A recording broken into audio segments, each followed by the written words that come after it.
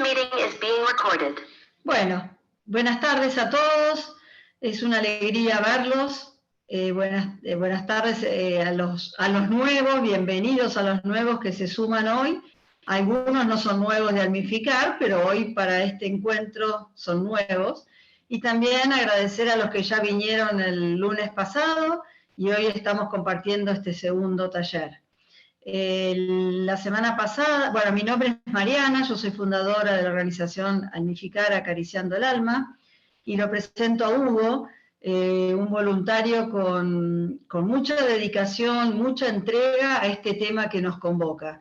La verdad que se prepara mucho, cada momento, se viene preparando mucho, y cuando se ofreció Almificar el año pasado tuvimos también otros encuentros, después unos encuentros mensuales que les vamos a contar, pero es un lujo tenerlo, no solamente por lo que se prepara a él en cuanto a lo que es el acompañamiento y en las cuestiones de los deterioros cognitivos o las demencias o todas estas problemáticas que existen en estas situaciones, sino también que él entrega su experiencia, lo que él vive con las personas queridas que él acompañó y que sigue acompañando.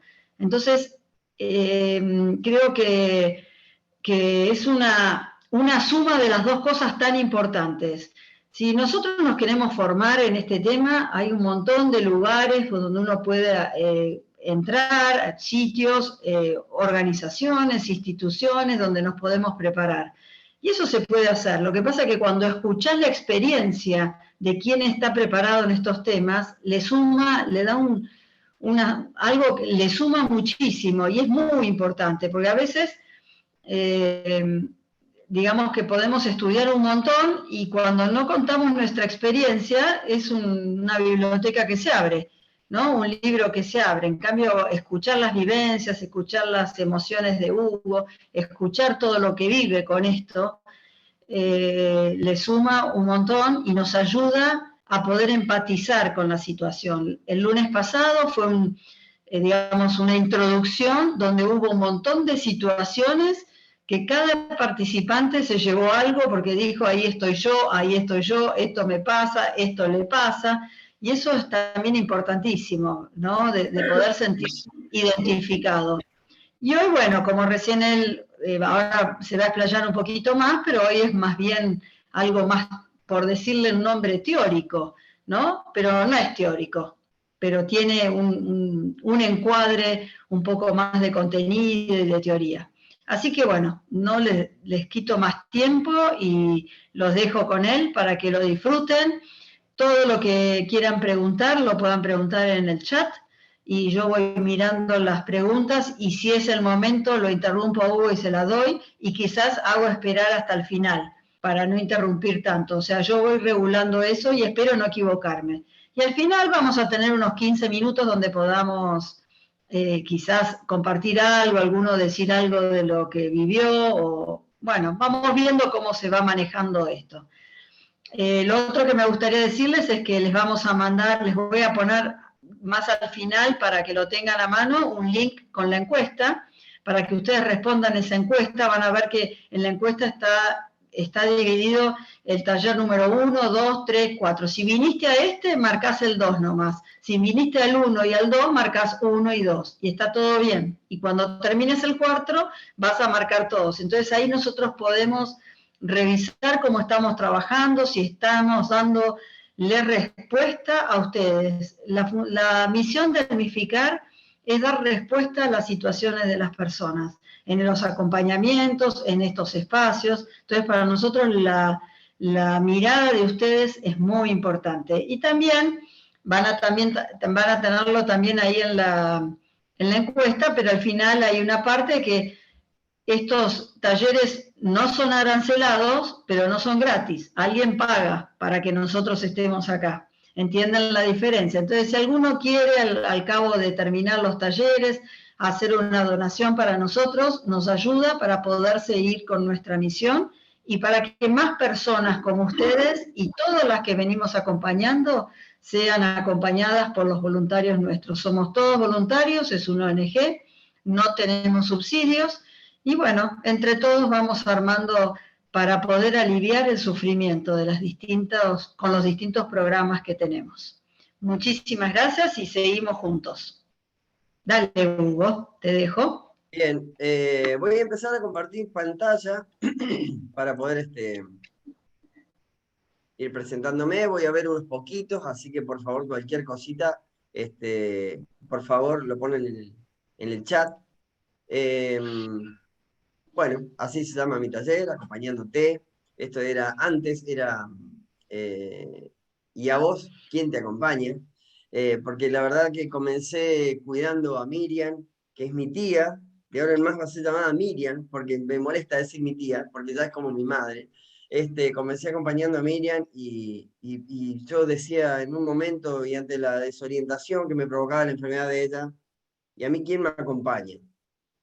Y como soy un cara dura, empecé a estudiar y a prepararme y empecé primero a comentar con mis amigos hasta que terminó siendo el taller que hoy llevo como un estandarte con mucho orgullo, y que me ha llevado y me ha acompañado también, porque a medida que yo armo el taller voy estudiando, me ha ido acompañando en el proceso de este deterioro cognitivo que tiene Miriam, que hoy está en un geriátrico, que está en la cama, alimentada por una sonda, pero bien, pero está bien, no sé cómo explicarlo. La verdad que es muy satisfactorio para mí verla todavía, que la verdad que es muy importante para los afectos de uno, ¿no? Bueno, ¿quién soy? Soy consultor psicológico.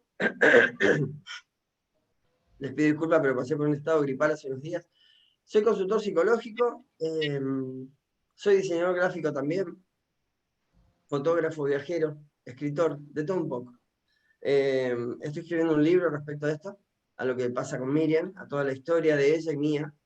Eh, Miriam es la hermana de mi madre, mi mamá murió teniendo Alzheimer, y Miriam hoy también lo tiene. Ella me pidió un día que la acompañe al médico porque se estaba olvidando algunas cosas. Y yo resistiéndome dije, tía, que tu hermana haya tenido esta enfermedad no significa que vos también las tengas que tener. Y bueno, efectivamente sí, parece que sí, tenía que ver. Así que hoy vamos a ver dentro de esta etapa del taller, de este periodo, de esta segunda parte del taller, más los aspectos médicos de las demencias, mal llamadas demencias, deterioro cognitivo, pero por ahí uno está acostumbrado, yo le digo demencia, no me acostumbro a decir deterioro cognitivo o DC, pero bueno, nada, vamos a decir por ahí demencia, por ahí deterioro cognitivo. Habíamos visto en la vez anterior quién lo cuida, quién era la persona, qué tipos de personas lo cuidaban, quiénes eran los familiares más inmediatos, etcétera, etcétera, dónde lo cuidaba, qué era el lugar, si era en su casa, en la casa de un familiar, en un geriátrico. Y hoy vamos a ir a una parte importante que es cómo se lo cuida, cómo se cuida a una persona cuya memoria, cuyo cerebro está empezando a deteriorarse. Y no digo a veces tanto físicamente, sino desde lo intelectual.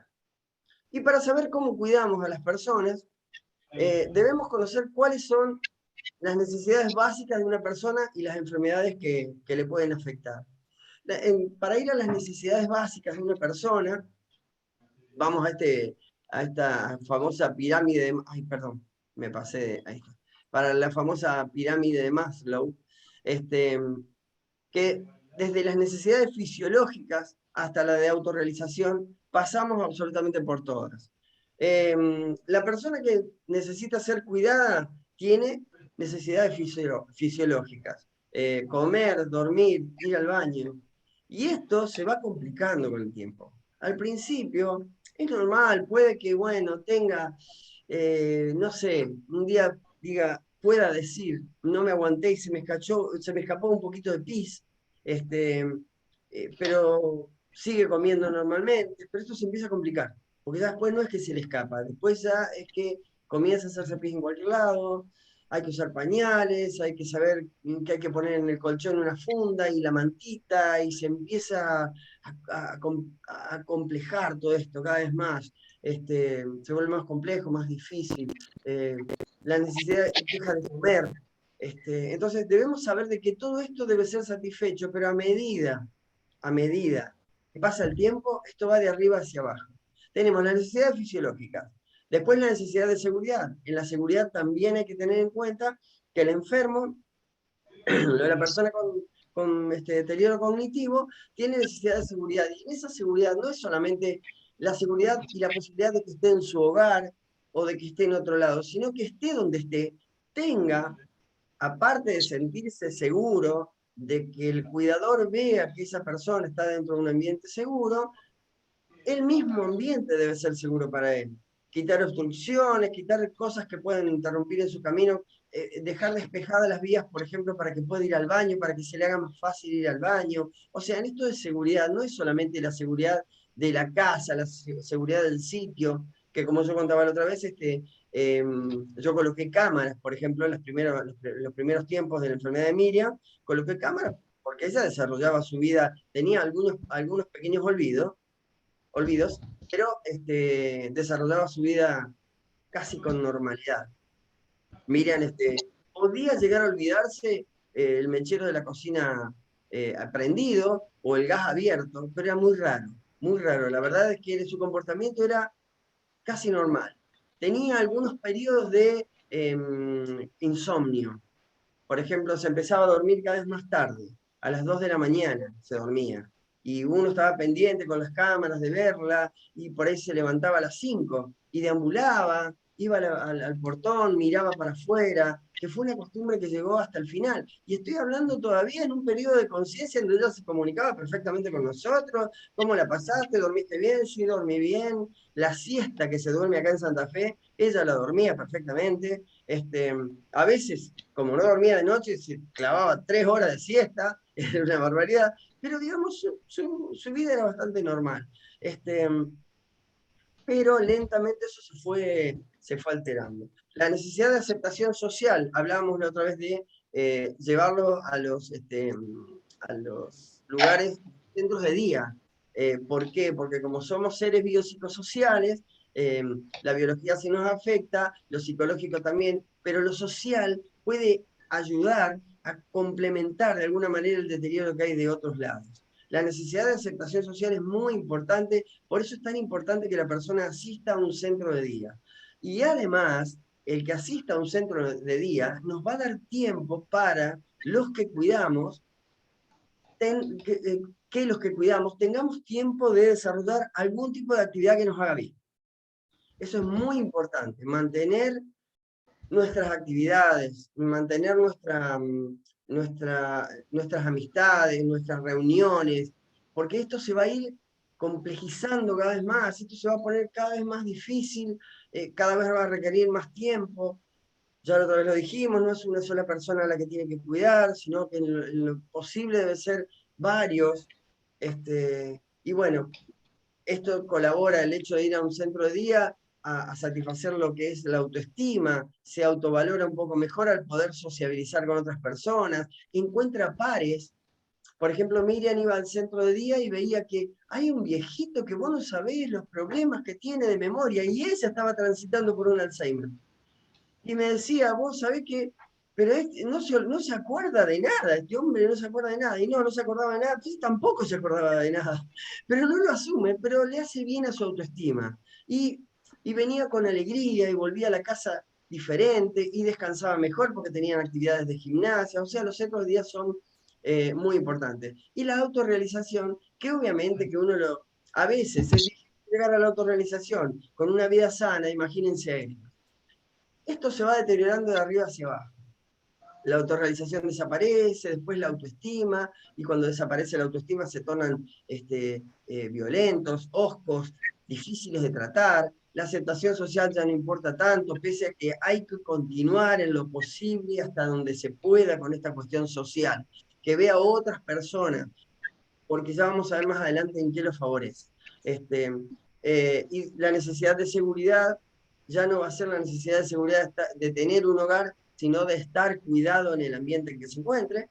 Y por último tenemos las famosas necesidades fisiológicas, que son fundamentales y que cualquier cuidador debe cubrir, ¿no? Debe saber cubrir como mínimo. como mínimo las necesidades fisiológicas de la persona. Tener bien en claro cuándo la persona quiere comer, qué señal da para ir al baño, como también, si no da señal, y bueno, saber que uno tiene que contar con la funda para el colchón, esta manta, que no me acuerdo el nombre ahora, una manta cuadrada que se coloca arriba del colchón para que tiene un nombre especial, para que no pase el pis para el otro lado, cambiarle los pañales las veces que sea necesaria. Hoy a Miriam le cambia... Azaleas. Muy bien, azalea, gracias María. Vos sabés que lo voy a anotar, porque si no... ahí está. Hoy a Miriam le cambian los pañales 6 veces por día, pero Miriam no tiene una escara, está perfectamente cuidada en un hogar. Los otros días me tomé el atrevimiento de llevarle un regalo a cada una de las chicas, porque la verdad que Miriam debe el estado en el que está, gracias a las chicas que la tuvieron. Y ahora vamos a pasar a las enfermedades más comunes en el adulto mayor. Todo tiene que ver con todo, dijo Pancho Ibáñez, y sepamos de que esto está muy vinculado una con otra, pese a que estas son las enfermedades, y yo he tomado dos como ejemplo para desarrollar, que fueron el Parkinson y el Alzheimer, porque son las más próximas y porque tienen más o menos la mayor cantidad de características comunes a cualquier demencia. Y las enfermedades más comunes en el adulto mayor son la demencia senil, que todo apunta a una demencia senil, enfermedad neurodegenerativa, que causa desorientación, confusión o pérdida de memoria. El Parkinson, que también es neurodegenerativo y causa la muerte de las células cerebrales. El Alzheimer, pérdida progresiva de memoria y de la mayoría de las habilidades sociales. Esto es progresivo y no es reversible. O sea, sí o sí va a un deterioro total de la memoria y de las actividades principales. La demencia de los cuerpos de Lewy, que es una acumulación de proteína alfa-sinucleica, que es una proteína necesaria y que va inhibiendo desde los movimientos, desde la memoria hasta los movimientos también. Y después tenemos artrosis, aterosclerosis, osteoporosis y vasculares. Artrosis, aterosclerosis y osteoporosis son de movimiento, todos tenemos problemas. Yo tengo una artrosis de rodilla que me causa muchos dolores, entonces, pero esto trae como a consecuencia el hecho de que la persona se pueda ir deteriorando en cuanto a su movilidad, se puede caer, se golpea, forma un coágulo en la cabeza, o sea, ustedes ven el vínculo que tiene. La aterosclerosis también evita la irrigación sanguínea del cerebro, por lo tanto, la memoria se va a ver afectada, el cerebro se va a ver afectado. Cuando yo por primera vez la llevo a Miriam al médico, me dijo, acompáñame al neurólogo, pero tía, acompáñame, dale. Bueno, fuimos al neurólogo. El neurólogo le hizo una tomografía axial computada y dijo, mira, no tenés nada. Hay unas pequeñas zonas isquémicas en la parte frontal de tu cerebro, pero a tus 70 años, más o menos, es muy común, dijo él. Tómate una aspirina. La aspirina licúa un poco la sangre y por eso puede llegar a las arterias más pequeñas y se supone que irriga mejor el cerebro. Bueno, lo mantuvimos durante un año. De ahí en más, se fue, indefectiblemente se fue deteriorando. Y terminó en el Alzheimer que tengo. La osteoporosis también, puede haber una fractura. No nos olvidemos que en la fractura, en estas fracturas puede pasar algo. Puede pasar que la persona quede postrada durante un tiempo y que debe ser operada. Pasa, por ejemplo, en los accidentes que se quiebra la cadera. Como le pasó a mi padre hace poco, que bueno, debieron amputarle una pierna. Y de pronto me enteré, y no lo sabía, fue una sorpresa, que mi papá, que hacía 2 días que estaba hablando conmigo, de pronto lo tenía en la cama de mi casa, se hacía pis encima, no quería comer, estaba como una criatura. Y ahí me di cuenta que hay un retroceso después de una intervención quirúrgica a una persona, un adulto mayor, hay un retroceso cognitivo, un retroceso que puede llevar hasta un año en recuperarse.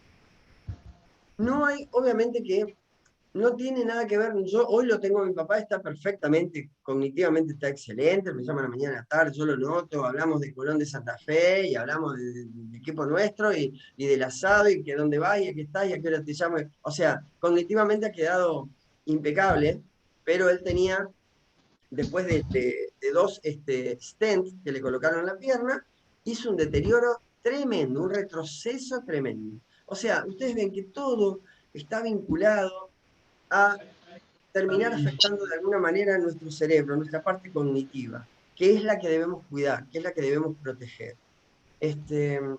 Las vasculares, bueno, recién lo decíamos, aneurisma, coágulos, varices, flebitis, todas estas cuestiones que afectan a la irrigación normal del cerebro. Son,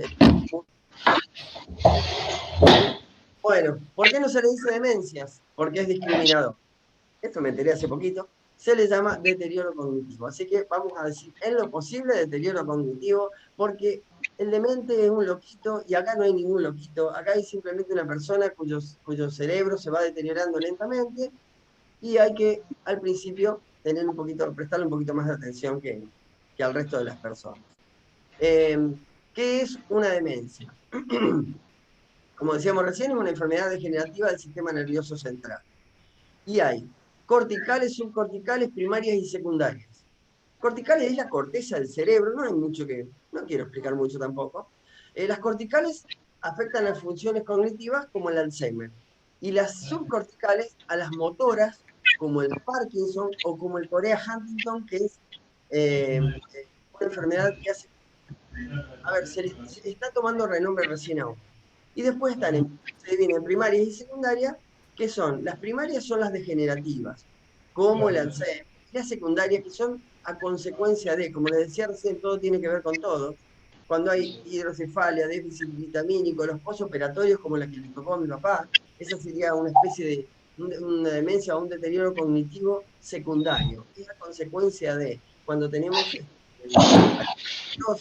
arteriosclerosis o aterosclerosis, cualquiera de las dos maneras correctas, puede haber una secundaria.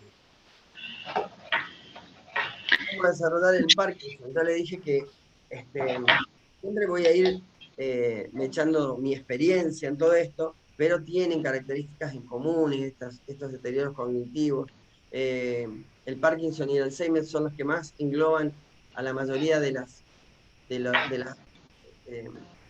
las cuestiones que afectan a cada una de las enfermedades, pero todas tienen más o menos la misma característica, pero estas dos son como las más amplias, las que más afectan. El Parkinson, como veíamos recién, es una demencia subcortical y que afecta las funciones motoras. ¿Cómo se origina el Parkinson? Es la nula producción de un neurotransmisor llamado dopamina, que se encarga de regular la actividad motora. Esto causa síntomas propios como los temblores en las extremidades, rigidez en el cuerpo, la inestabilidad al caminar y la descoordinación. A ver si tengo acá. Ah, sí, acá tengo. Primero vamos a conocer qué es una neurona.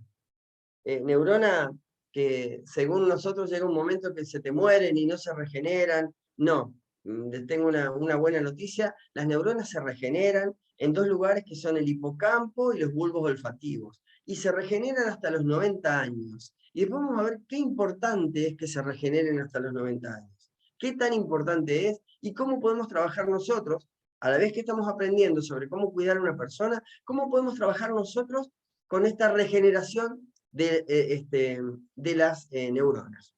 Las dendritas, que son esas especies de pelitos que tienen, el soma, que es la cabeza, las células de Schwann, que se ocupan de la parte de alimentación, y que cubren el axón, ¿no?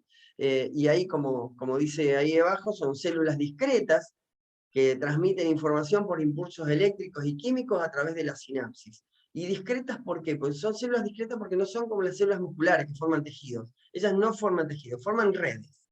Forman redes que transmiten información por impulsos eléctricos y químicos a través de la sinapsis. Ustedes dense cuenta cómo nos puede llegar a afectar una mala vida a esto que es tan importante, que son impulsos eléctricos y químicos. Si no tenemos una vida muy sana, no creo que la química nuestra sea muy sana. Y los impulsos eléctricos ni hablemos si una persona es alcohólica, por ejemplo, ¿no? Y bueno, así afecta. Esto causa síntomas propios como los temblores en las extremidades, la rigidez del cuerpo, la inestabilidad al caminar y la descoordinación. Y acá vemos en el gráfico cómo afecta cómo afecta la dopamina. Perdón, a ver que voy a correr algo que está mostrando acá. Sin Parkinson, ¿cómo transmite, trabajan perfectamente los que transportan a la dopamina y cómo trabajan los receptores? Esto es un movimiento normal de estas cuestiones químicas y eléctricas en la neurona.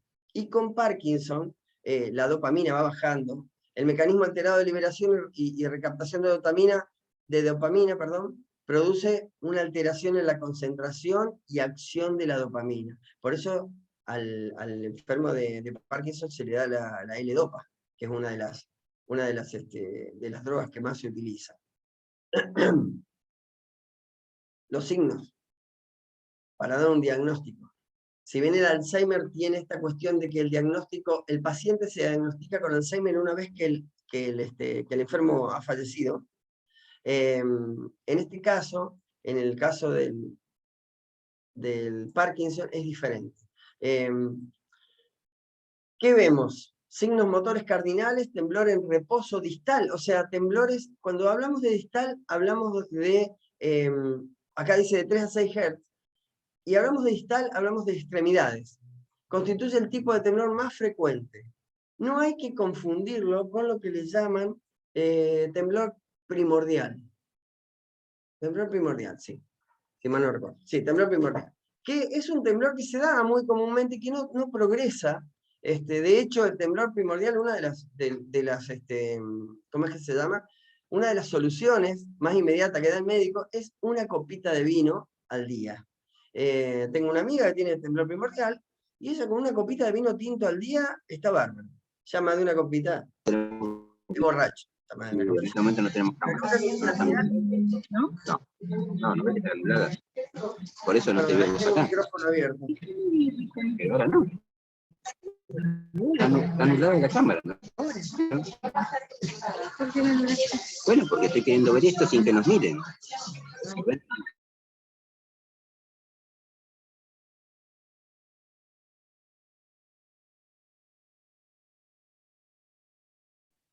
A ver, un segundito, a ver si puedo activar mi micrófono. Ahí está. Perdón. Rigidez es el otro signo en el Parkinson.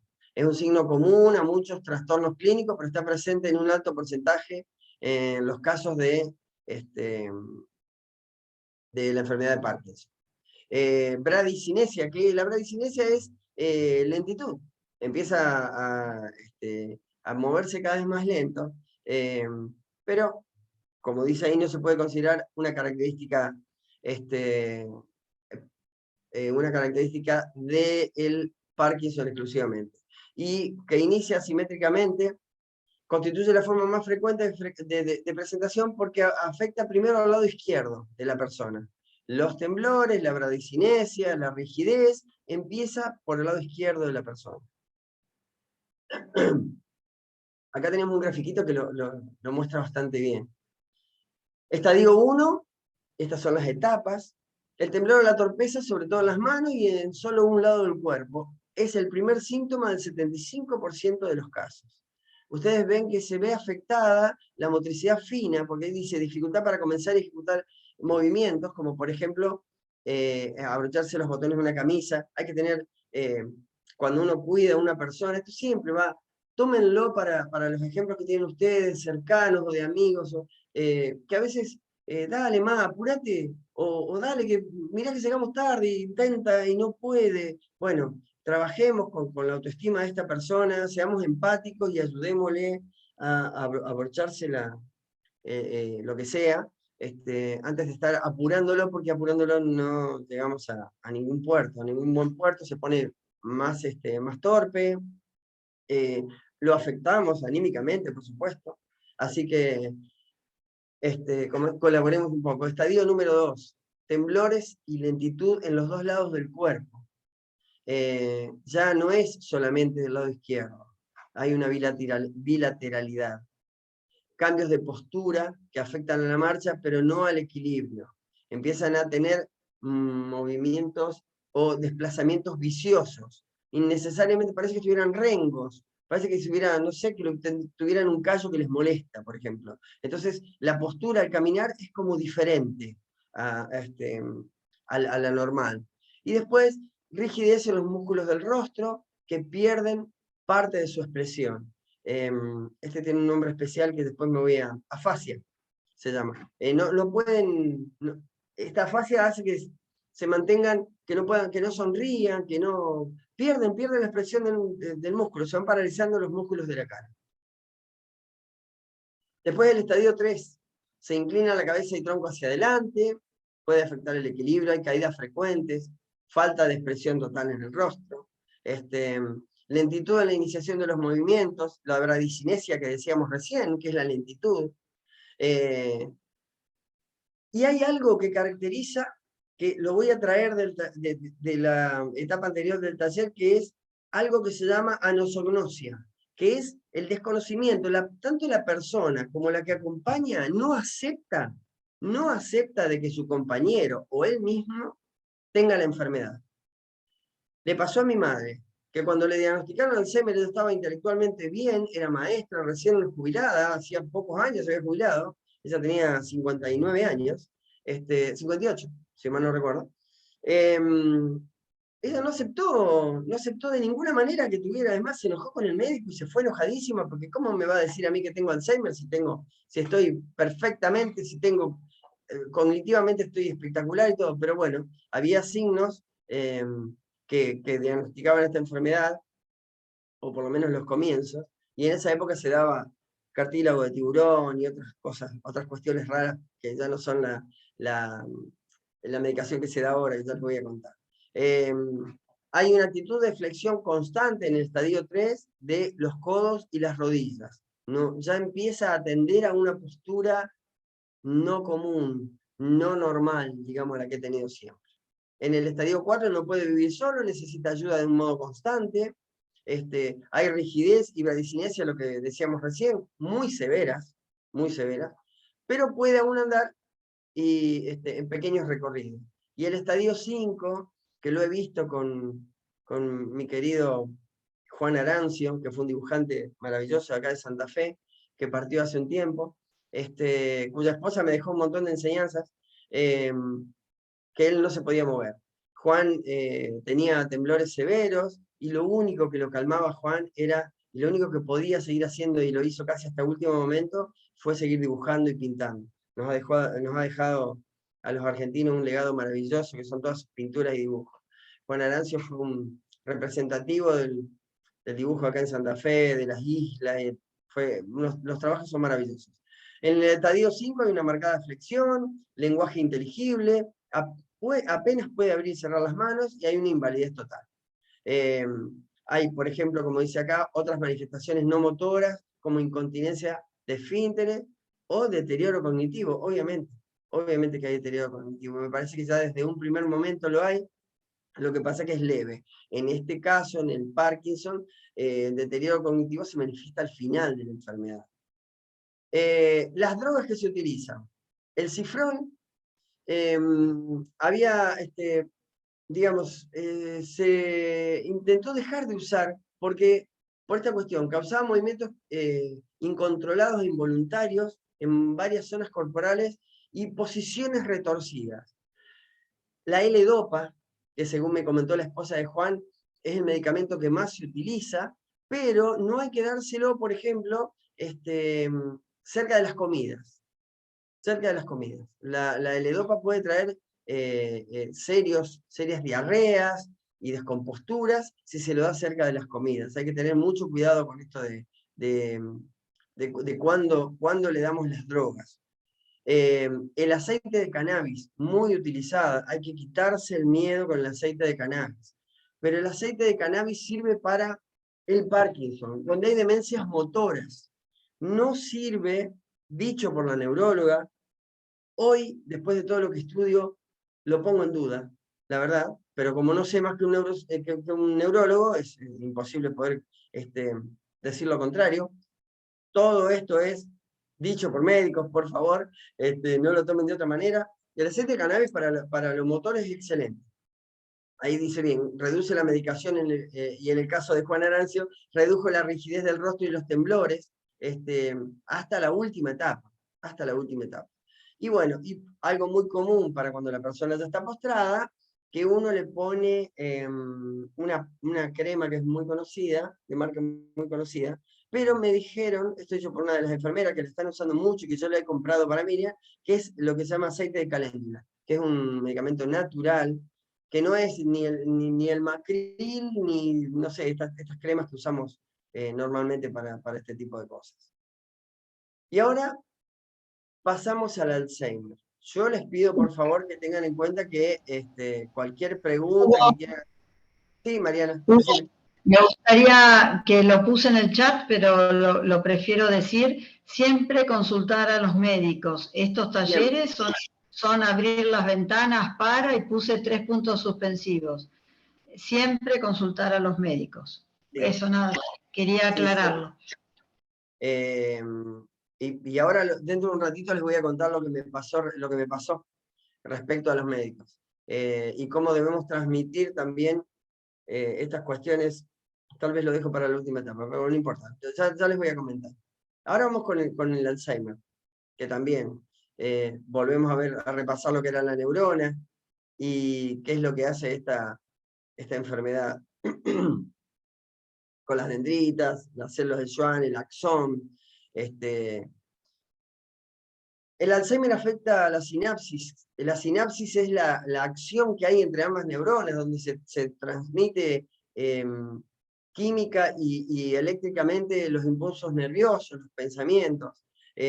La sinapsis es una aproximación funcional entre dos neuronas, es lo que permite que se traslade una determinada orden de un lugar a otro. Acá está un poquito más claro.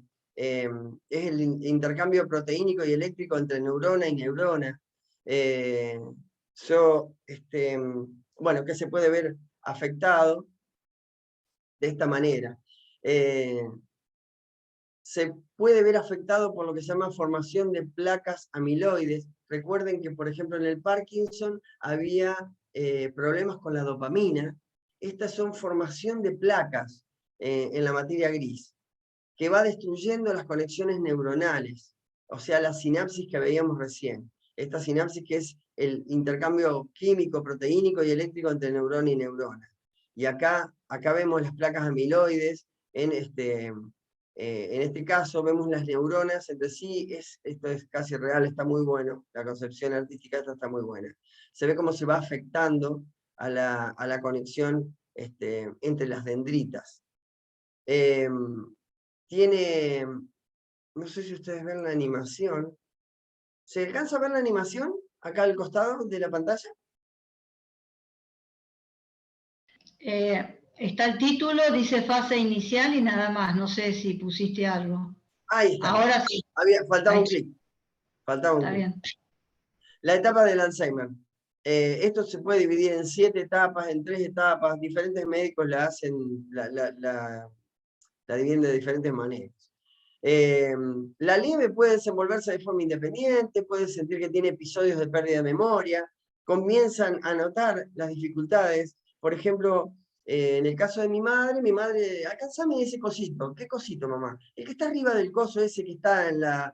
Y nada, no había 2 o 3 palabras en una misma frase que olvidaba. No sabía cómo expresarse, no tenía idea ella. Entonces, yo elegía intentar buscar junto con ella, y lo hice con Miriam también, la palabra. ¿Qué cosito? El que está ahí, ¿arriba de qué? De eso. ¿Cómo se llama eso? La TV, televisor. Entonces, bueno, buscaba la palabra por asociación.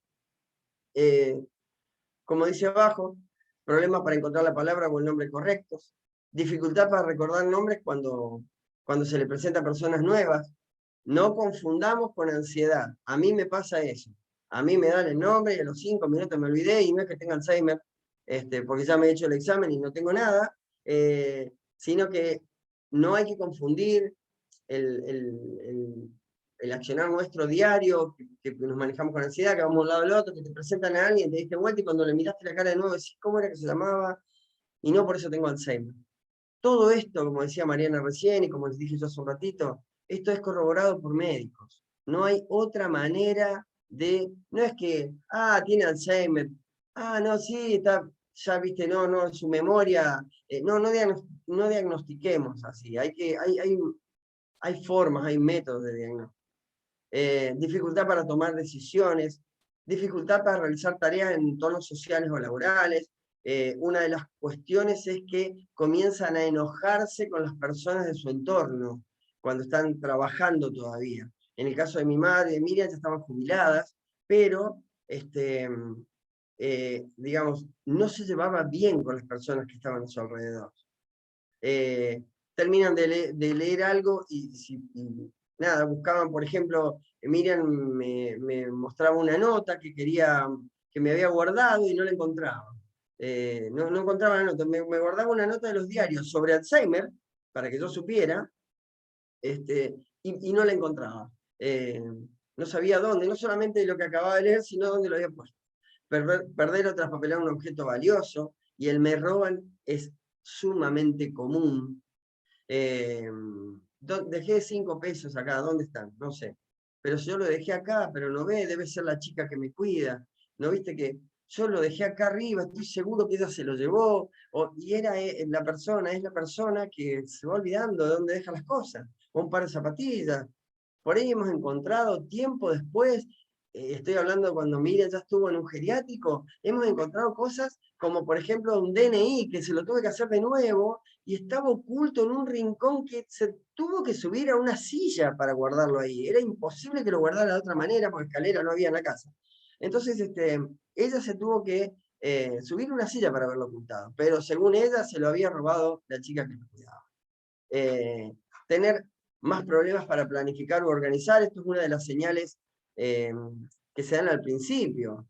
Poco pueden elaborar o establecer etapas de desarrollo de algo, porque en realidad ya su coordinación no es como, por ejemplo, cuando yo comencé con el taller, puse cómo elaborar un proyecto. Y bueno, ellos probablemente no lo pueden hacer. O si sabemos que vamos a hacer un mandado desde algo más sencillo, ¿qué hago? Tomo la billetera, agarro el auto, me voy a hacer un mandado. Bueno, ellos ese procedimiento no lo pueden continuar, no lo pueden seguir. Entonces salen y se dan cuenta que se olvidaron la billetera. Van al banco a hacer un trámite y resulta que hacen otro, que nada que ver. Comienzan los primeros descuidos en la higiene, y como decíamos recién, hay depresión, agresión y apatía. La depresión es porque no logran desarrollar sus actividades con normalidad, entonces se deprimen, dicen, esto que me está pasando, no puedo, no sé qué me pasa, y la verdad se sienten mal. A mí me llamó Miriam un día y me dice, Hugo, venite, me robaron el auto. ¿Cómo te robaron el auto? Sí, me robaron el auto. Lo dejé estacionado acá, yo llamé a la policía, le digo, bueno, tía, no tengas problemas, yo te voy a buscar con mi auto, y vemos ahí. Cuando llegué, Miriam estaba llorando. Y le digo, bueno, le digo, tía, no te das problemas, si vos tenés seguro. No, dices que ya lo encontraron, me dice. Digo, ¿dónde lo encontraron? Acá a la vuelta, en la otra cuadra. Lo había estacionado en la otra manzana. Y en realidad ese llanto, esa depresión, esa tristeza, era porque se dio cuenta que había algo más, que no era solamente el llamarme a mí para que la busque, había algo más que ella ya se estaba olvidando, había algo más que una simple pérdida de memoria. Era como tomar conciencia de que esa enfermedad, que ella no quiere, no quiso, obviamente que nadie quiere, estaba avanzando. Después viene la moderada.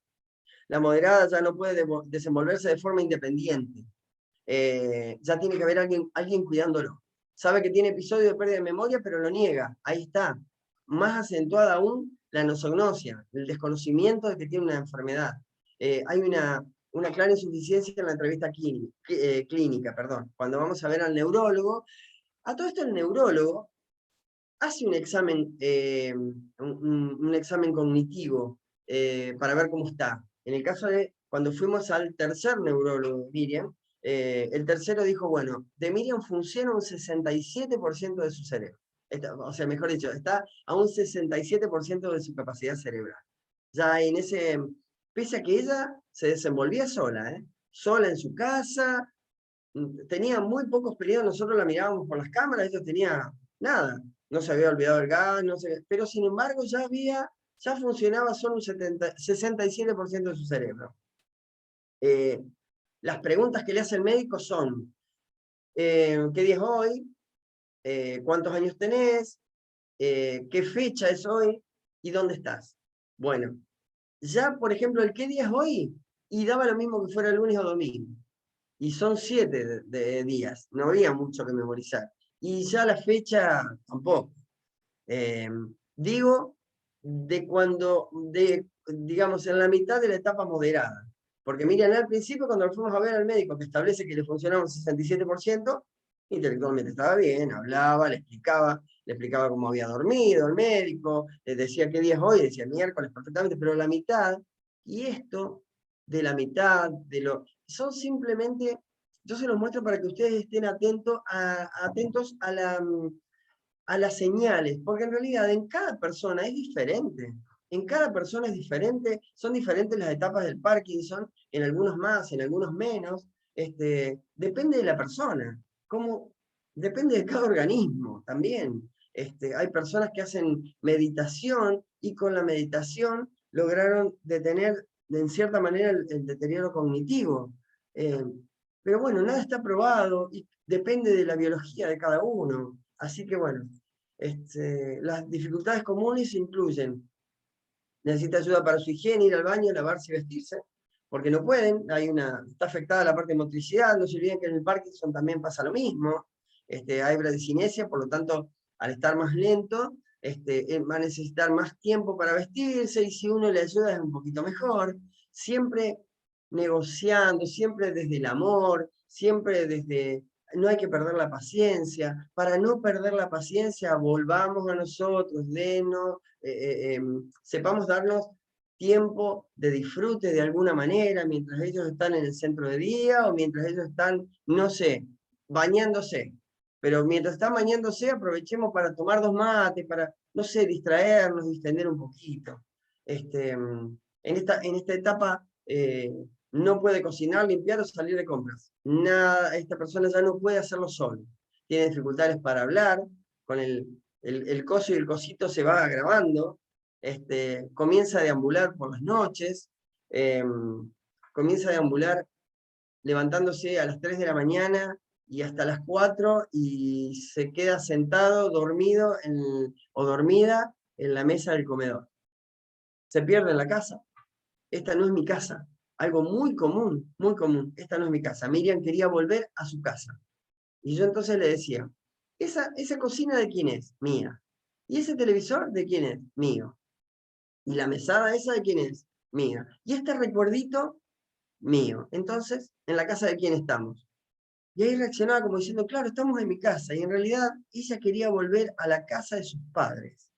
No era su casa. Y yo en ese momento, en este estado intermedio de Miriam, yo ya simbolizaba o ocupaba el rol de su padre.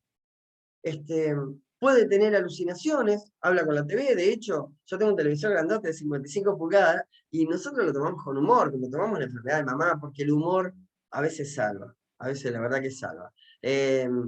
Y se ponía frente al televisor y el periodista decía, hola, buenas tardes, ¿cómo está? Hola, buenas tardes, y ella lo saludaba al televisor. Era algo muy gracioso verlo, que lo hacía, pero bueno, es muy común. Puede tener alucinaciones, ¿por qué? Porque a veces estaba hablando sola en el pasillo con alguien. No sabíamos. O iba al baño y hablaba con alguien. Y no hay que asustarse, no son fantasmas. Alucina. Después vamos a ver la medicación para esto. Requiere vigilancia y supervisión las 24 horas. En el caso de Miriam, Miriam dormía tranquila, sola. Durmió sola hasta que la llevamos al geriátrico. Creo que 3 días, los 3 últimos días antes de ir al geriátrico, decisión que debemos tomar en algún momento, váyanse preparando para esto, durmió sola. 3 o 4 días antes de ir al geriátrico, pongámosle como mucho una semana, alguien se quedó a dormir con ella. Pero si no, descansaba sola, gracias a la medicación. Obviamente que ya no puede tener las llaves de su casa, Miriam abrió la puerta, se me fue un día, cuando llegué a la casa no estaba, eran las 10 de la noche, salí con la camioneta a buscarla por todos lados, estaba desesperado, y la encontré 2 horas después, hecha pis.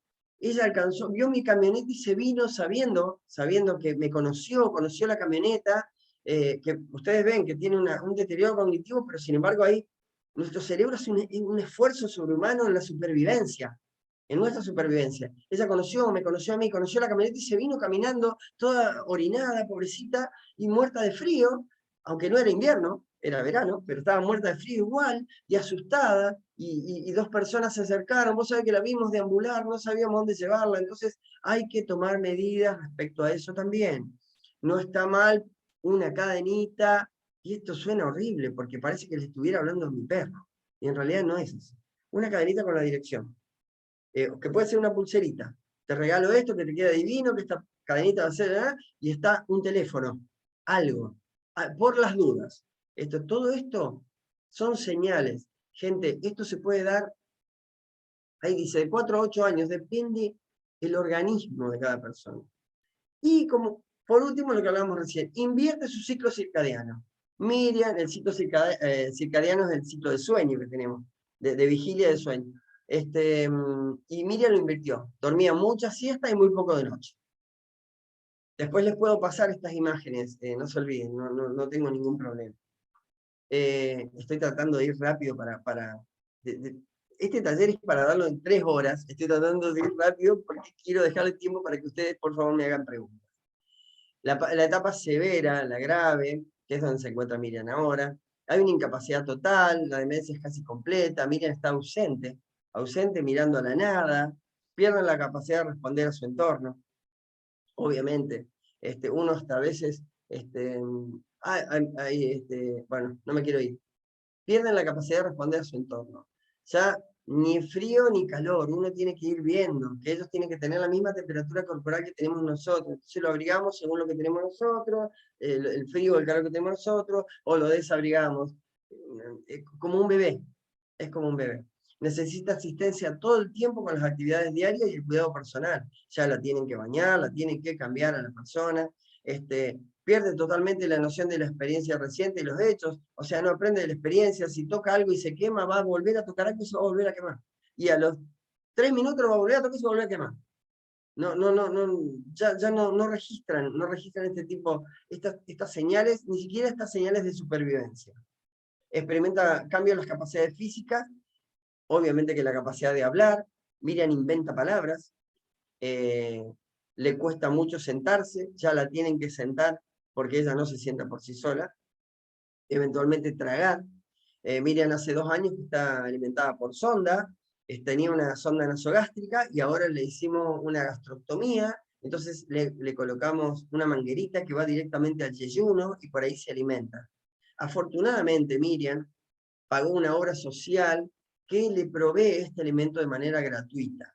Es una alimentación especial, que es como el famoso Ensure, pero digamos, un grado más elevado. Es como la alimentación de los astronautas, una cosa así, en donde tienen una inyección de proteínas increíbles, pero muy poca grasa. Por lo tanto, Miriam adelgazó mucho, pero se mantiene bien, porque los análisis que le hicimos hace poco para operarla, para hacerle la gastroctomía, que es la manguerita, la colocación de la manguerita, le sacaron esto de la nasogástrica, porque ella se tironeaba y se lastimaba, se le intentaba sacar, tuvimos que ponerle mitones en las manos para que no esté manoteando la manguerita todo el tiempo. Entonces, esta cuestión de quitarle la manguera fue algo maravilloso, la he visto evolucionar, pero como está alimentada de esa manera, y afortunadamente bien. Se vuelven muy vulnerables a infecciones, lo que veíamos recién con el tema de las escaras. Esto se traslada, vuelvo para atrás, a varios tipos de demencia. No se olviden que esto es progresivo, es lento, progresivo, irreversible y definitivo. Esto en algún momento provoca la muerte de la persona. Provoca la muerte. Y eso nos guste o no nos guste. La persona en algún momento, hasta casi literalmente hablando, se olvida de respirar. Y decíamos recién lo de la medicación, se vuelve vulnerable a infecciones, hay que estar atento a las escaras, a los cambios de pañales, a que se mantenga seca, a que no transpire demasiado. Empieza a haber una rigidez muscular, esa rigidez, y ahora le voy a contar lo que pasó con la medicación, que hablábamos hoy. Esta rigidez muscular, hay una droga que vamos a ver más adelante, que por esta cuestión de, no de querer pasar por sobre el médico, sino que hubo un malentendido. Hay una medicación que se llama baclofeno, que lo distiende muscularmente, porque Miriam está cada vez más espástica, cada vez más dura, cada vez más rígida. Entonces el kinesiólogo, que va 3 veces a la semana y que trabaja con una paciencia amorosísima con ella, me dijo, mira Hugo, le estamos dando, voy a poner una cifra, 10 de baclofeno. Yo tengo pacientes que toman hasta 70, porque a Miriam la noto rígida, y la verdad que no, la afloja muy poco el baclofeno que le estamos dando, aumentémosle la dosis. Bueno, hablé con la doctora, con la neuróloga, le digo, Noelia, mirá, me parece que a Miriam habría que aumentarle la dosis, y ella me explicó gentilmente que el aumentarle la dosis podía traer otro tipo de trastornos para ella, de digestión, de parálisis, de un montón de cosas. Entonces dije, mira Juan, al kinesiólogo, mira Juan, prefiero que vos sigas, que trabajes un poquito más en ella, pero no le voy a aumentar la dosis de baclofeno. Cuando hablo con las chicas del hogar, se los explico, y bueno, pasan los días, me llama Juan, mira, Hugo, la noto muy rígida, habría que darle el baclofeno. Sí, hay que darle. Pero yo no le daba el baclofeno, digo. Bueno, resulta que cuando voy al hogar, para pedir la receta, para comprarle todos los meses, como le compro, me dice la chica, Hugo, habría que darle de nuevo baclofeno. Sí, le digo, pero es que nunca le dejamos de dar. ¿Sí? Nosotros le dejamos de dar porque vos dijiste que no había que darle. No, que no había que aumentarle la dosis. Había que darle la medicación. Entonces, hay que tener en cuenta, yo le hice caso al neurólogo, pero hay que tener en cuenta cómo uno pasa la información a las demás personas. Y por nada del mundo, y se lo dejé bien claro a las chicas, nunca yo voy a pasar por sobre las órdenes del neurólogo, o neuróloga en este caso, que se llama Noelia. Hay junto con esto, y volviendo a lo que estábamos diciendo, una pérdida de respuesta al dolor. Hay muy pocas cosas que le duelen, pero hay una reacción, ¿cómo se dice? Un reflejo que hace que uno la toque y la persona inmediatamente se contrae muscularmente, como un susto. Este tiene un nombre especial que no me viene a la mente, pero se los prometo para la próxima. Que es muy común en varios tipos de demencia. El susto, uno lo toca, la roza, y se asusta a la persona. Y son, bueno, acá está, temblores o crisis epilépticas, pero en realidad, bueno, tienen otro nombre. Los temblores son muy comunes, está constantemente temblando, empiezan a cerrar las manos, y bueno, esta es la etapa severa del Alzheimer. Y ahora vamos a la parte que me interesa que sepan porque es en cierta forma esperanzadora. ¿Cómo trabaja nuestra memoria? Ahí está, esto voy a tratar de ser rápido porque me queda poco tiempo. ¿Cómo guardamos los recuerdos? Hay 5 tipos diferentes de memoria. La episódica, a corto plazo, a largo plazo, la semántica y la procedimental. La episódica son los hechos personales, estos hechos que digamos, se han fijado en nuestra mente porque nos han afectado los sentimientos de alguna manera, la pérdida de un ser querido, por ejemplo. La memoria a corto plazo, que es la funcional o la de trabajo, es la que se ve afectada en el caso del Alzheimer. La memoria a corto plazo es la cortoplacista es la que hace que leamos la página de un libro y no lo podemos recordar. Y no hay que confundir con la ansiedad, que la ansiedad provoca que se nos superpongan los pensamientos y no nos acordemos de la persona que nos presentaron hace 5 minutos. La memoria a largo plazo, que es la que lentamente va afectando el Alzheimer y lentamente va afectando cualquier tipo de deterioro cognitivo, cualquier tipo de demencia. La semántica, la de los hechos, la semántica, la de los hechos, son las que, a ver, por ejemplo, qué día se creó la bandera. Obviamente que cada vez tenemos menos registro, es más, con la secundaria que tenemos ahora, la de los hechos cada vez vamos a tener menos. Y la procedimental, la de las destrezas, que nos dicen que, por ejemplo, debo colocar, y esto también lo tomamos con humor en el caso de mi madre, debo colocar la alpargata en los pies y no en un guiso de lentejas. Y mamá lo hizo. Puso una alpargata en un guiso de lentejas. El guiso de lentejas obviamente que nunca lo comimos, pero tuvimos que decir que estaba rico. Pero pasa, la procedimental. En lugar de colocar una cucharada de azúcar dentro de la taza, toman el café y lo echan dentro del azúcar. Esa memoria procedimental es muy afectada. Y acá está más o menos explicado. En el córtex prefrontal y en el hipocampo es donde se almacena la memoria a corto plazo. En el hipocampo, que es justamente donde se generan las neuronas, se nos ve afectada la neurona. El córtex prefrontal es como nuestra memoria RAM, es la memoria inmediata, la de si estiro el brazo puedo agarrar mi teléfono. Y tiene grandes implicaciones en el sueño profundo, por eso es que se alteran el ciclo circadiano. El hipocampo es una estructura cerebral cuyas principales funciones son la formación de nuevos recuerdos y la orientación espacial. Fíjense, al verse afectado esto, ¿qué es lo que nos afecta? La memoria, y si estamos en una casa ajena, si cuidamos a una persona en una casa que no es la propia, seguramente se va a llevar cosas por delante, seguramente va a pasar como le pasaba a Miriam, que se levantaba al baño y hacía pis al lado de un mueble en el living. Está bien, en este caso era su casa, pero ya eran ambientes de la casa que ella no recorría con asiduidad, con frecuencia. Sus movimientos eran dormitorio, baño, cocina. Living no. Cuando iba al living se desorientaba. Fue al living, no encontró el inodoro y hizo pis al lado de un mueble. Es muy común. Y váyanse preparándote porque ya les digo, esto es muy común, ¿eh? Es muy común. Yo digo, nos hemos tomado mucho las cosas con humor, pero hagan lo posible por intentar de tomar de otra manera esto que les está pasando, porque se da en la mayoría de los casos, en la mayoría de los deterioros cognitivos, y ya les digo, lo mejor que nos puede pasar es estar preparados. Esto no hay una fecha, pero en algún momento pasa. Y ahí vamos con el diagnóstico. El Alzheimer se puede diagnosticar de manera definitiva únicamente después de ocurrir la muerte. En el caso de mi madre, tenía calcificado el lado derecho del cerebro, eso lo hicieron en una investigación que hicieron después de fallecida.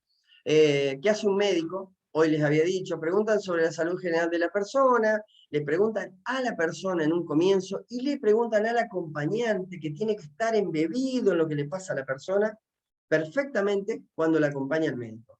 Llegó un momento que yo no pude y había una de las chicas que cuidaba a Miriam, que era la que más estaba con ella, que fue la que la acompañó al médico y era la que contestaba las preguntas que yo, por eso digo siempre que hay que repartir las cargas. Tiene que haber otra persona que esté mínimo, una persona que esté a la par nuestra, porque no lo vamos a soportar. Parece que sí, pero no. Al principio déjenme, yo me hago cargo, esto lo piloteo yo, y como digo siempre, me dejaron en medio de Camboya un helicóptero con un cuchillo en la mano, y no sé qué hacer, porque no soy Rambo, porque durante un tiempo, y voy a poder sobrevivir, pero va a llegar un momento que voy a terminar roto, no voy a saber cómo recuperar mi vida, y probablemente cuando la persona fallezca, y seguramente voy a quedar yo afectado con una depresión, con algún tipo de neurosis, problemática, o sea, hay que tener en cuenta este tipo de cosas. No voy a poder solo. Entonces el médico pregunta sobre la salud general de las personas, los problemas médicos previos o su capacidad para realizar distintas actividades diarias y sobre cambios en el comportamiento y en la personalidad. Realizan pruebas relacionadas con su capacidad cognitiva, que es la evaluación cognitiva que hablábamos hoy. Esta evaluación permite establecer a qué nivel está su cerebro, y llevan a cabo pruebas médicas como pruebas de sangre y orina. Ahí, por ejemplo, en las pruebas de sangre se ve cuando tiene uno el colesterol alto, de que puede haber arterias tapadas, todo lleva a conformar el diagnóstico que puede ser para el Alzheimer o puede ser para otra cosa. Que hay un deterioro cognitivo es indefectible, hay un deterioro. Efectúan una tomografía computarizada o resonancia magnética, y en personas jóvenes, y esto es nuevo, Se está utilizando la punción lumbar que permite extraer líquido cefalorraquídeo y confirmar la presencia de determinados biomarcadores asociados al Alzheimer. Esto es un experimento que se hizo, esto se desarrolla en Buenos Aires. Yo intenté averiguar, bueno, no sé por qué los neurólogos de Santa Fe no me dan la información, pero además sé que es un estudio extremadamente caro. ¿Por qué sirve? A mí me serviría para saber si algún día voy a sufrir o voy a tener la enfermedad de Alzheimer. Ya que tuve madre con Alzheimer, su hermana, mi tía, con Alzheimer, y de cajón vengo yo con el Alzheimer. ¿Qué pasa? Que el Alzheimer se da más en las mujeres que en los hombres, y además, en el caso mío, genéticamente, gracias a Dios, mi hija también, somos muy parecidos a mi padre. Persona que tiene 87 años, 86, va a cumplir 87 ahora, y está vivo y en perfecto estado mental, así que albergo la esperanza de que a mí no me va a pasar nada. De todas maneras, yo ya me hice el examen, me hice una tomografía axial computada y me iban a hacer un electroencefalograma, pero como mi cerebro estaba en buenas condiciones, decidieron no hacer. Ya me está apurando el tiempo. Bueno, ¿existe solución para esto? No, no existe solución. Esto es irreversible, es progresivo e irreversible.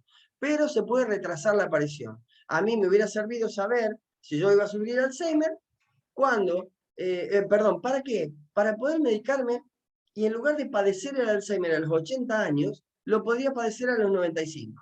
Que ya son 10 o 15 años de respirar un poquito y decir, bueno, listo, afecto dentro de... Me quedan 15 años más para afectar a los que me rodean.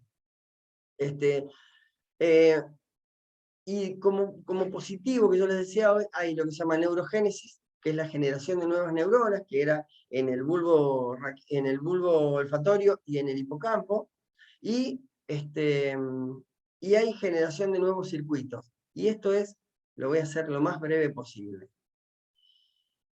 Esto es muy esperanzador y nos va a educar a nosotros contra esta enfermedad.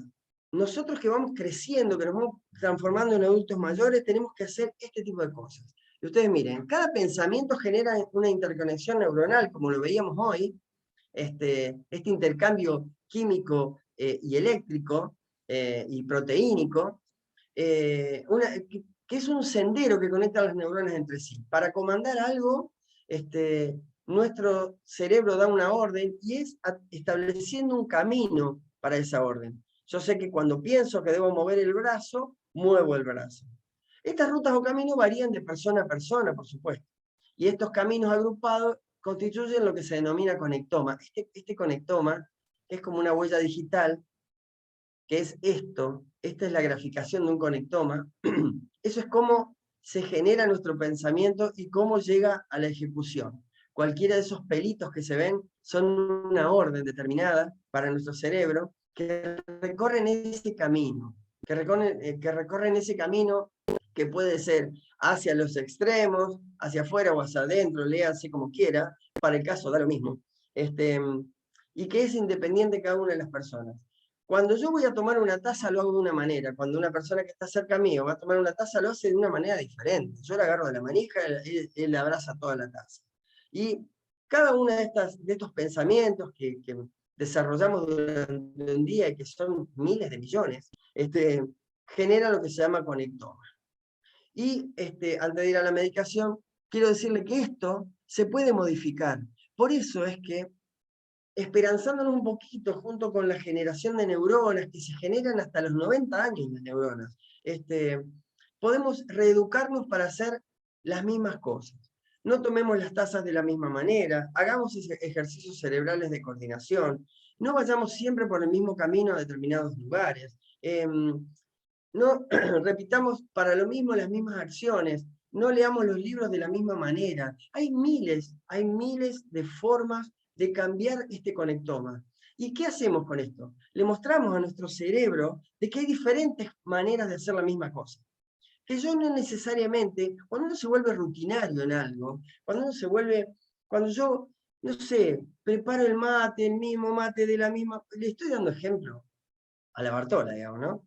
Preparo el mate de la misma manera, que le pongo una cucharada de azúcar al final y que después, y lo preparo así, y vuelco acá y limpio para no... Cambiemos, incomodémonos constantemente, busquemos maneras diferentes de hacer las cosas. Los que cuidamos, los que vamos creciendo y podemos llegar a tener una demencia, o simplemente los que vamos creciendo, nada más. Porque ya para el enfermo esto es prácticamente imposible. Pero en la primera etapa, en donde están los centros de día, en esta primera etapa todavía algunos comportamientos se pueden cambiar.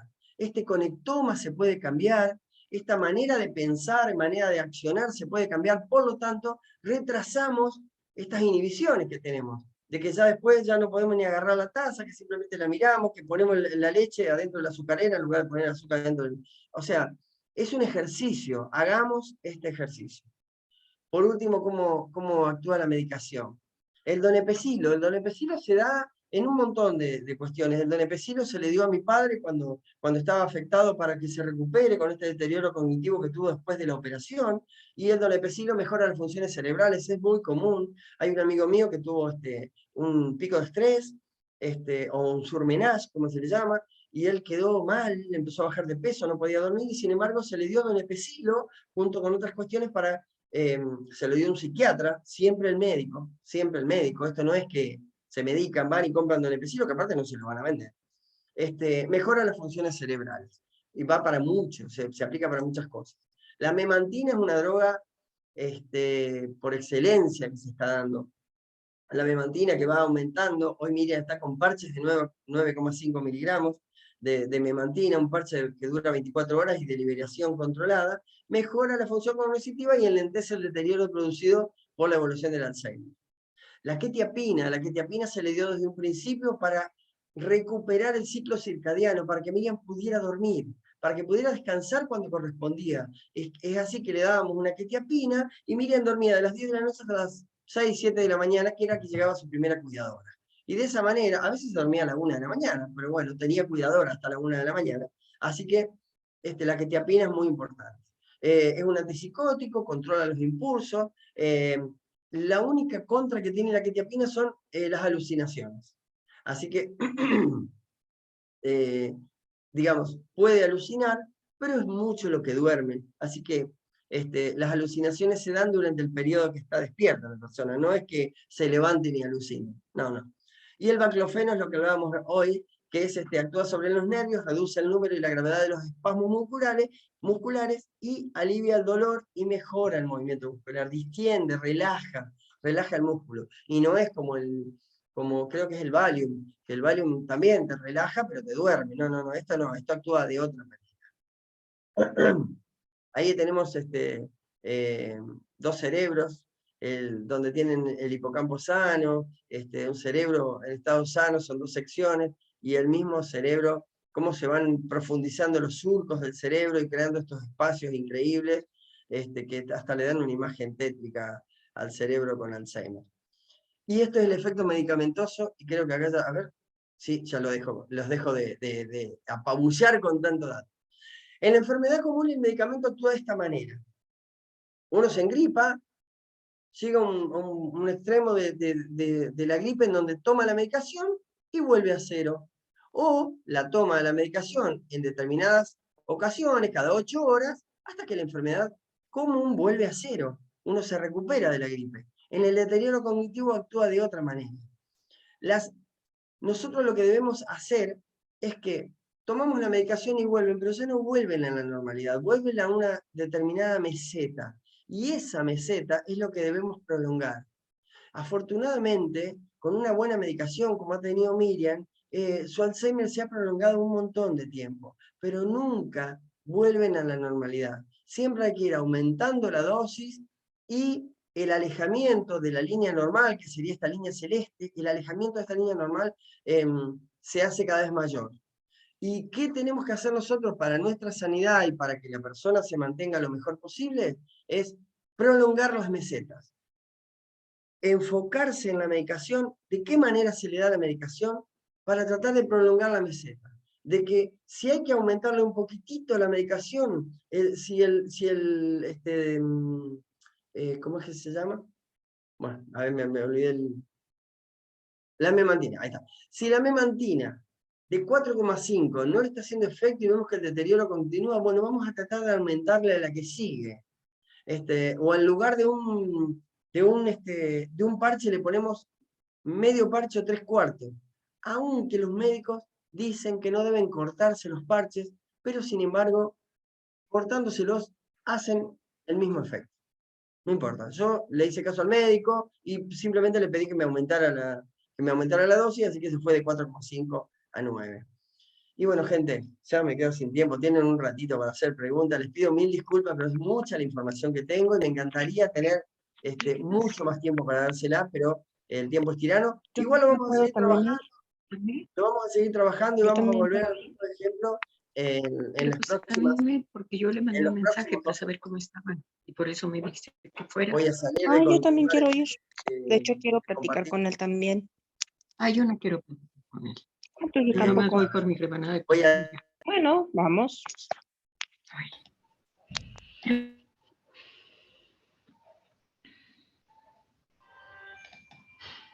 Estás muteado, porque recién... Ahí los veo a todos. Mejor porque me dio la posibilidad de toser. Que hacía rato que... Quedan muy pocos minutitos. Si alguno tiene algo puntual, pero no quiero extender a todos, y me gustaría terminar con 3 reflexiones. Hugo me dejó poco tiempo, ya lo voy a retar, aviso. ¡Ah! Perdón. Perdón, primero... perdón, una pregunta solamente. ¿Este material nos pasás después? Lo que yo estoy pidiéndole es que para mí es más fácil que ustedes le puse en el chat la dirección de Almificar, que la mayoría lo tiene, y si no, ahora lo vuelvo a poner. Sí. Y ahí me piden, Hugo, la vez pasada, vos podríamos pasar la presentación o la grabación. La grabación, ¿qué opinas? La grabación seguro. La grabación. Con la grabación ya está la presentación, la van a ver perfectamente, así que... Sí, exactamente. Perfecto, porque está tan bien diagramado que sería bueno tener el diagrama. La verdad que está muy bien explicado, viste, con el diagrama. Claro, pero lo bueno es que con la explicación vos vas a ver en la grabación, la presentación se ve perfecta, porque se graba con la presentación, no con nosotros. Así que, y escuchar de vuelta a Hugo. Gracias. ¿Puedo hacer una pregunta? ¿Algo más? Sí. María Belén. Sí, Hugo. Mira, ¿hay alguna diferencia entre el Alzheimer y la demencia vascular? ¿Tenés idea?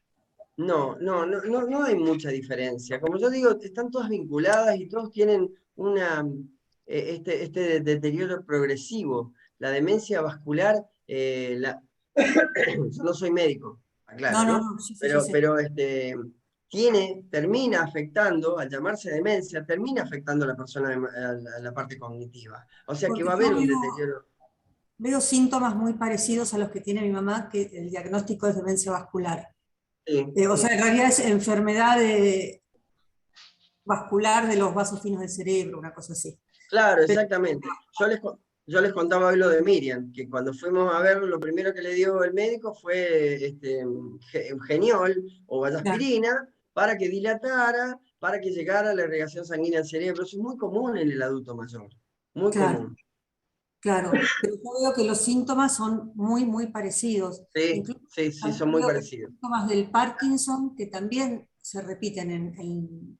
Claro, viste, está todo muy, muy vinculado. Los deterioros cognitivos son muy parecidos. Yo desarrollé el Parkinson y Alzheimer por una cuestión de familiaridad y de experiencia, y el Parkinson también por gente cercana, pero son los que engloban más un comportamiento muy parecido, muy parecido. Nada más que el Parkinson afecta más a la parte motriz y el Alzheimer afecta más a la parte mental. Lo motriz queda para lo último. En el Parkinson no, se ve afectado en el camino.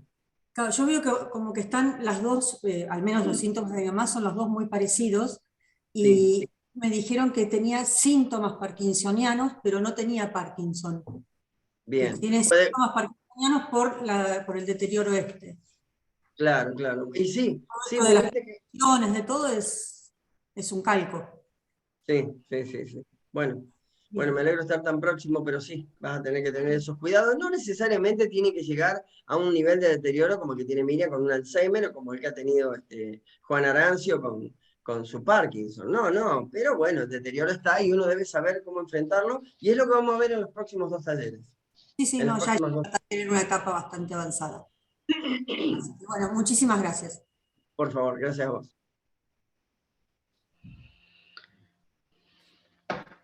Bueno, les vuelvo a pedir, les vuelvo a copiar el link para que respondan la encuesta, que nos viene bien, y también se las puedo mandar por mail al que me pide la grabación. Yo tengo los nombres de ustedes, pero tengo miedo de olvidarme de alguno al hacerlo.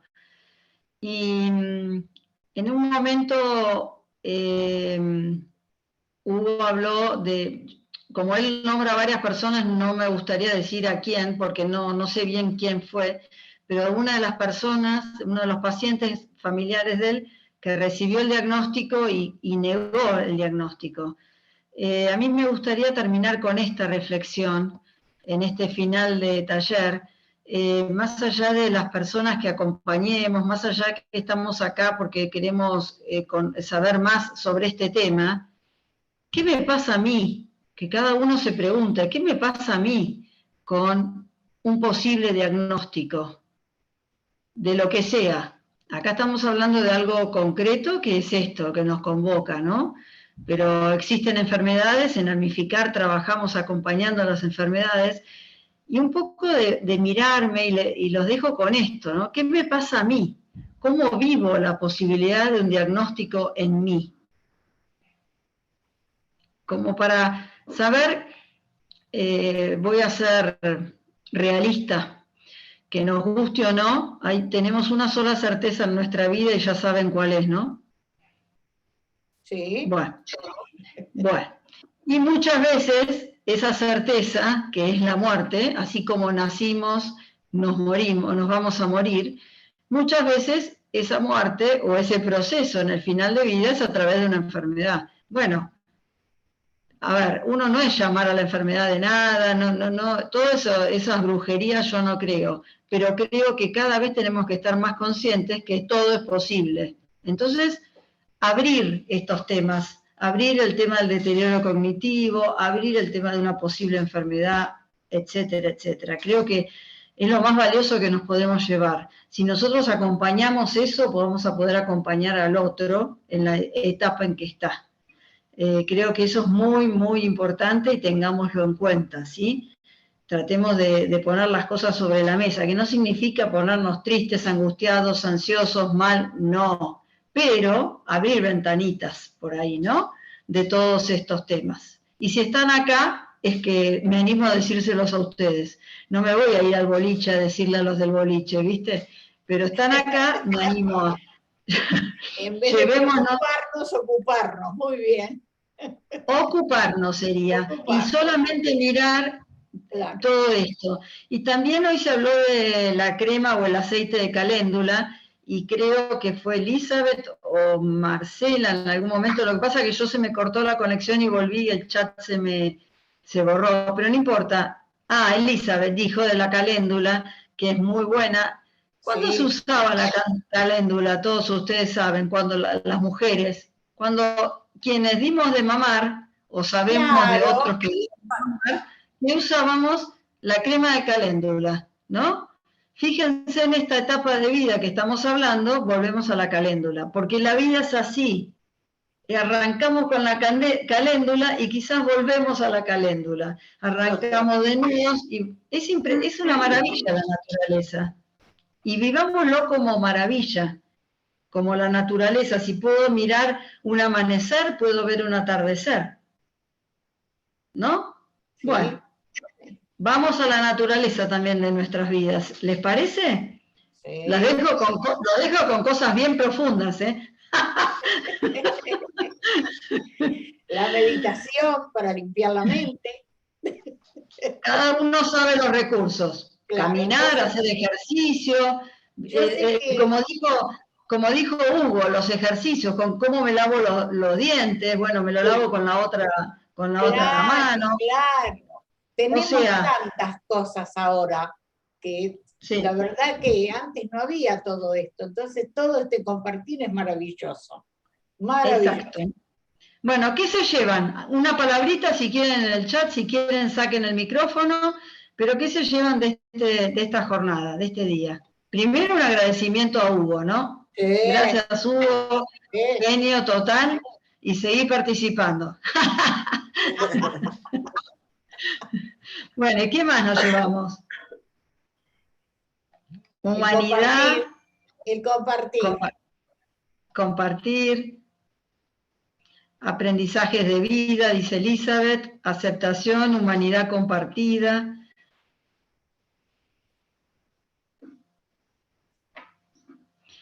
Sentirme acompañada en el compartir.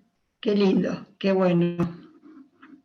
Ya vamos a tener los encuentros de compartir más, todo lo que recibimos y poder hablar de nuestras experiencias. Un poquito más adelante, pero ya va a llegar empatía.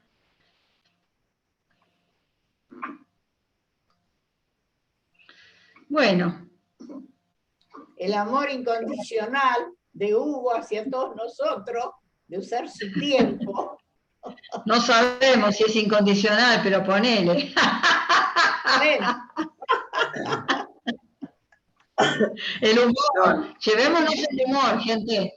Vieron que Hugo, por ejemplo, usa mucho el humor. Acá no se está animando, porque, viste, claro, puede ser que a alguien le caiga mal.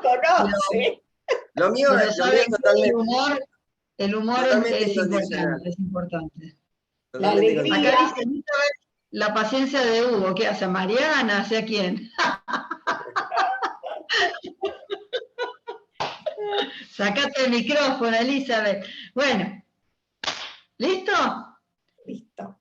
Nos vemos el lunes que viene. Traigan todos a alguien.